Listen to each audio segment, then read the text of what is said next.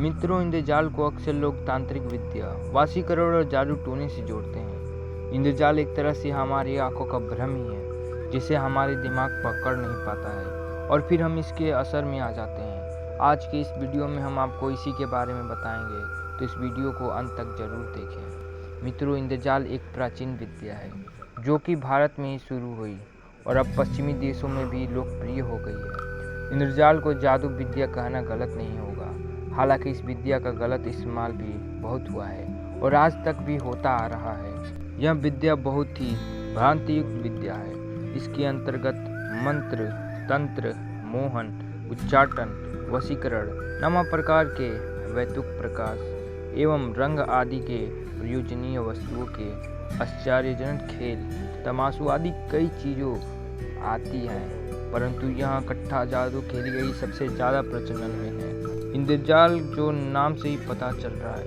कि ये देवराज इंद्र से जुड़ा है। इंद्र को छल, कपट या चकमा देने वाला माना जाता है, इसीलिए इस विद्या का नाम इंद्रजाल पड़ा। कहा जाता है कि यह विद्या रावण, मेघनाथ एवं अन्य राक्षस इस विद्या के ज्ञाता थे। इंद्रजीत तो इस विद्या के महाज्ञानी थे, क्योंकि वह युद्ध क्षेत्र में भी बादलों में छिपकर प्रहार करते थे। इंद्रजीत ने यह विद्या महादेव से सीखा था।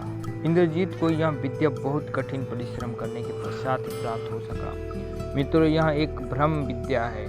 इस विद्या से किसी को भी भ्रम जाल में फंसाया जा सकता है और उन्हें अपने इच्छा अनुसार नचाया जा सकता है। जो इस विद्या का अभ्यास करते हैं उन्हें इंद्रजालिक कहते हैं। आजकल इसे जादू का खेल कहते हैं। आप सभी ने तो सर्कस पर जादू दिखाने वाले, रोडों पर तमाशे दिखाने वाले आदि व्यक्ति को जरूर देखे होंगे, या फिर आप ऐसे जादूगर को जरूर देखे होंगे जो गर्म लोहे को अपने मुंह में रख लेते हैं, गर्म जंजीर से अपने शरीर पर मारते हैं, जीवित मनुष्य को दो टुकड़ों में बांट देते हैं। ऐसे बहुत सारे दृश्य को वो दिखाते हैं। वो वास्तव में किसी चमत्कार से कम नहीं लगता। ये सभी इन्हीं विद्याओं का प्रयोग करते हैं। यह विद्या ऐसा है जिससे देखने वाले व्यक्ति भ्रम में आ जाते हैं। उस व्यक्ति को वही दिखाई देता है जो इंद्रजालिक चाहते हैं। कुछ लोग इसका संबंध पौराणिक काल के युद्ध नीति से जोड़ते हैं। इसके अंतर्गत कोई राजा अपने दुश्मन को भ्रम में डालने के लिए इसका प्रयोग करते थे। कामंदक, जो चाणक्य का चेला था, उसने कहा कि पूरी सभा में अपने बात को रखा पाना और सभी को अपने तर्क के लिए राजी करना बहुत कठिन है। इसीलिए उन्होंने इंद्रजाल को राजनीति में प्रयोग में लाने का सुझाव दिया। उनके सुझाव के अनुसार कुछ ऐसा होना चाहिए जिससे दुश्मनी की सेना में डर पैदा हो जाए, यानी कि अचानक से आसमान में अंधेरा छा जाना, बहुत सारे ध्वज का उड़ना, मेघ का गरजना, बारिश होना आदि जैसे भय उत्पन्न करने वाले प्रयोग। ऐसा करने से सामने वाले शत्रु के समूह में भय उत्पन्न हो जाता है और उनकी सारी सेनाएं छिन्न भिन्न हो जाती हैं। यह सब केवल इंद्रजाल से ही हो सकता है। असल में इंद्रजाल वह है जिस पर हमारी आंखें, दिल और दिमाग विश्वास करने के लिए राजी न हो। अक्सर हमें लगता है कि यह हमारी आंखों का धोखा है, परंतु यह दिमाग की चतुराई से होता है।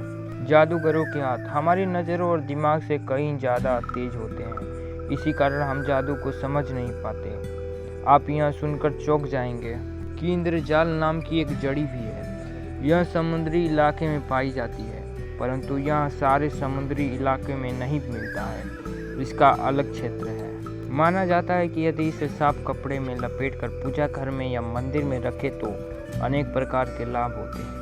इस जड़ी के बारे में यह भी कहा जाता है कि यह किसी भी टोने टोटके को बेसर कर सकती है। इंद्रजाल की महिमा डामर तंत्र, विश्वसार, रावण संहिता आदि ग्रंथों में बताई गई है।